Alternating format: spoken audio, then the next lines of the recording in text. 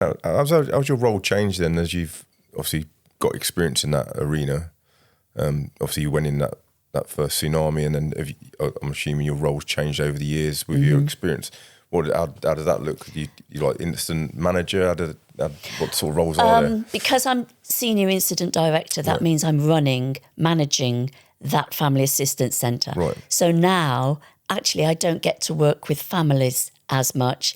I'm usually working with the governments, the ambassadors, doing the political stuff, making sure that the crisis communications has gone out, reporting on the data. There's a lot more data now than there ever was before, justifying rightly, I'm not saying that it's not right, how the money's being spent, how are we adding value, so that I was never asked to justify money in the beginning.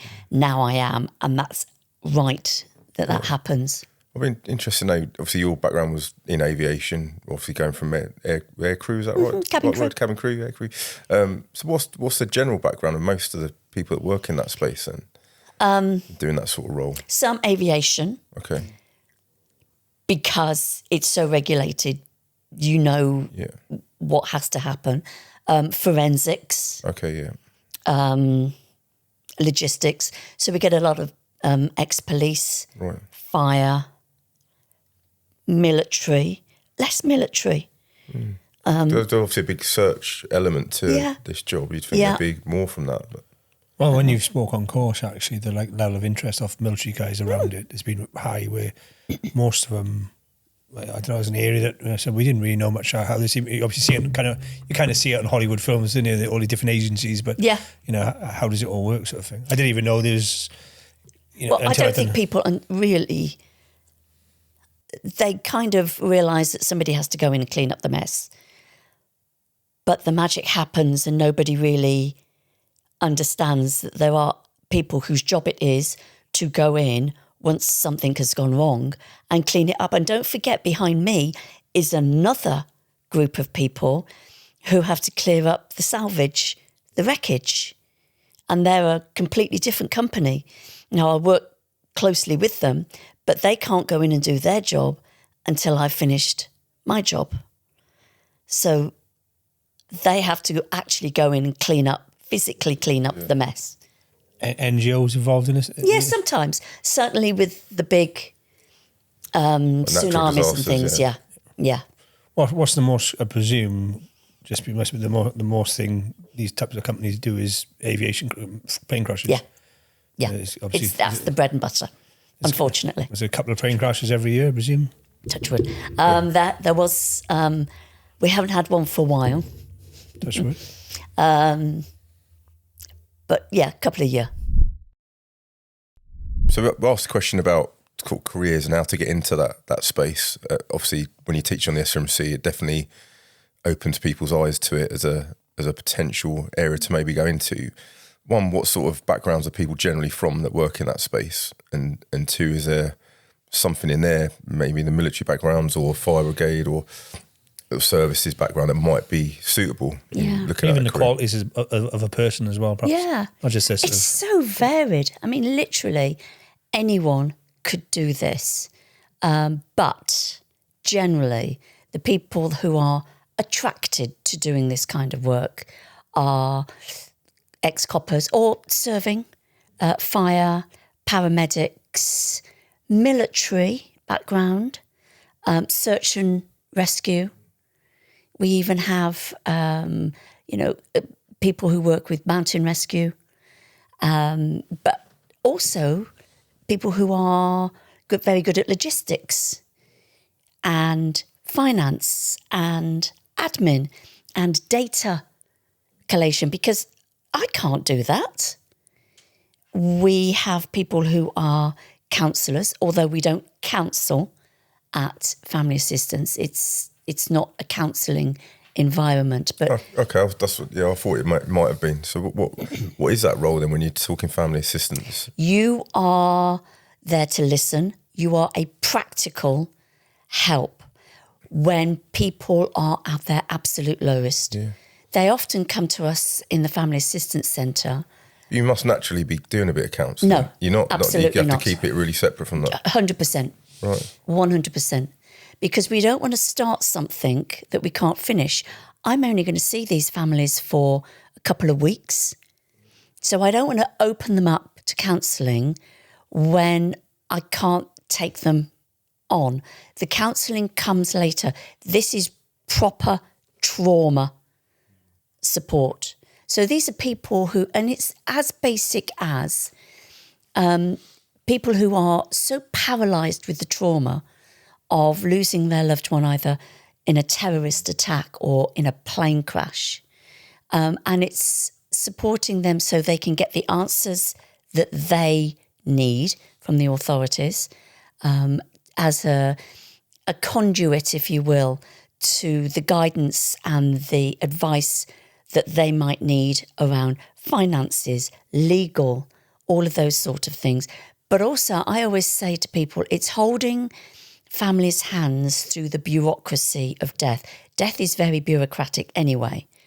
When there isn't a body, or it's in a foreign land, or how they died is open to debate, or there isn't enough body to identify, that leaves people legally vulnerable. So it's about understanding what their rights are, what money can they get, what support can they get, what are their choices when they want to repatriate their loved one. Do they want to wait until we've got all the pieces? Do they want to go ahead once we've got a positive identification? So really quite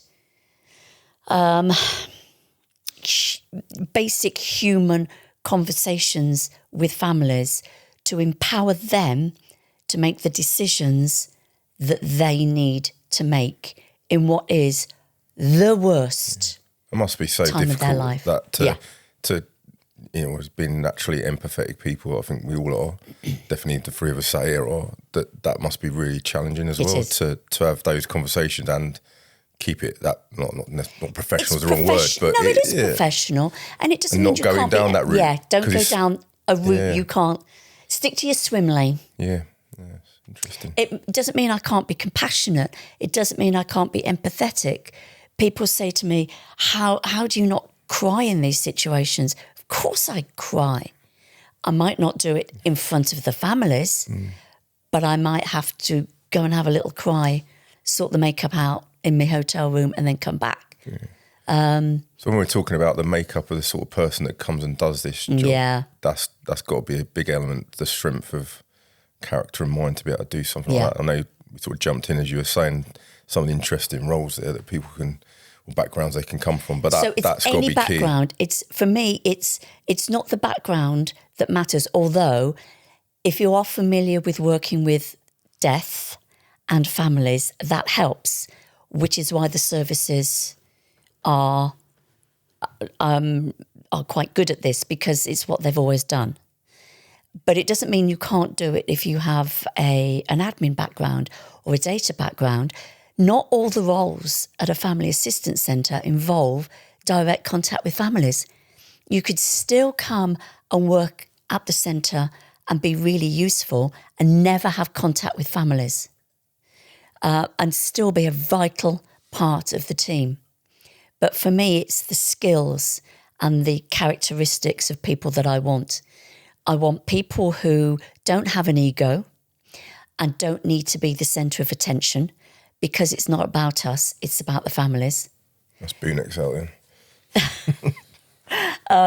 I want people that have resilience, yet emotional intelligence, who are able to compartmentalise, which I think is probably my greatest strength, because it doesn't mean that I don't feel it. I'm just able to suspend that side of me for a more appropriate place. I need people who are resilient, who are disciplined, who don't need to be in a 5-star hotel, who don't need to have a break every 2 hours because the hours are long, because we're not working on our schedule. I'm working on family schedules. And often they don't sleep that much at the beginning of a trauma. So I'm looking for people who've got those characteristics and those skills rather than the job role. I was going to ask how big the teams are, but I imagine that's dependent on the type of disaster. Yeah. But on a general team, is there a general sort of, makeup of a team and roles? Is there a specific, this person, they do the data processing, this person does that? Yeah. What sort of roles are there? Well, then? a couple of people per role. Okay. So that you're not on 24 hours a day. And it will, the logistics team, initially, we may have 3 or 4 people on that team. Transport, because if you're flying families in or you're organising coffins to go out, that's going to be a busy period. SAT members, special assistants, team members who work with the families, you may have 3 or 4 families that you're looking after. But if you've got 100 families, we're still going to need 30, 40, 50 SATs. You can have a cast of hundreds, or it can be 2 or 3 people, depending on the size and the profile of who's on board.